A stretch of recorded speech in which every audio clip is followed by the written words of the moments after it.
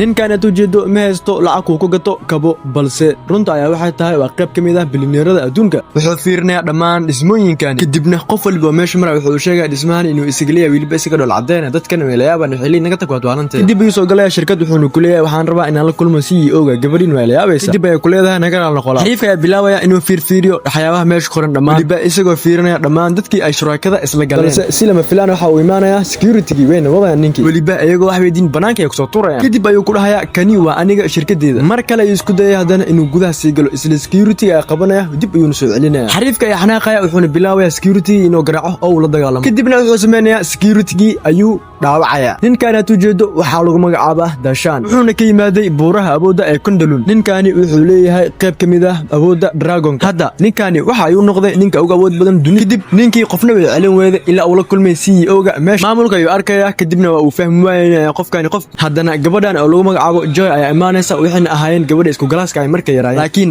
Joy iyo Wade way fahmi waayeen qofkani inuu Dashan isaga si farxad leh ku dhahay aniga waxaan ahay Dashan ayaa isagoo faraxsan ku dhahay aniga waxay wacay aabaha Wade ayaa xanaaqay wuxuu isku dayay inuu security-ga meesha balse Joy ayaa ka celinay kadibna ay ku leedahay aabiisa waa uu dhintay kansar ayuu dhintay 12 sano kahor kadibna Dashan ayaa bilaabaya inuu sheego waalidkiisa inay ku dhinteen shil diyaarad 15 sano kahor waliba ayagoo raacay diyaarad private ah oo ay u bixin dalxiis wuxuuna u sheegay diyaaradaasi inuu isaga saarnaa balse uusan waxba soo gaarin si dhaqsi leh ay ku leeyihiin adiga Dashan matid waad qiyaameysaa xariifkii faqiirka isla markiiba wuxuu isleeyay company Wade ayaa markii dambe ku dhahay adiga sidaad ugu cadeynaysaa inaad tahay Dashan ka dhabta xariifka ayaa ku jawaabay Dashan qayb ka mid ah lacagtan isaga ayaa iskal balse security ayaa u maadeen Dashan sidaas ayaa lagu wadaa Dashan ayaa ku dhahay saaxib aniga waa mifahmaysid miya maxaa ku dhac Dashan uu aamusaya wuxuu isku dayay wax walba inuu dib u soo xasuusto balse waxna uu soo xasuusan weynaya security oo idil waxay ku leeyihiin adiga waxa tarta lacagtan oo kaliya inaad tasho balse waa in meeshan aad ka tagtaa 15 sano kahor guriga ay ka tageen Dashan ayaa dib ugu soo laabanaya weliba isagoo gudaha u sii galay balse wuxuu leeyahay furihii wuxuu ka boodaya daaqada guriga dib ayuu arkaya sawiro fara badan oo ganacsiga saaxiibkiisa ah oo nuguleystay kadib ayuu isku dayay inuu raadiyo sawir ah isaga iyo saaxiibkiisa balse waa uu leeyahay kadib ayuu maqlaya ay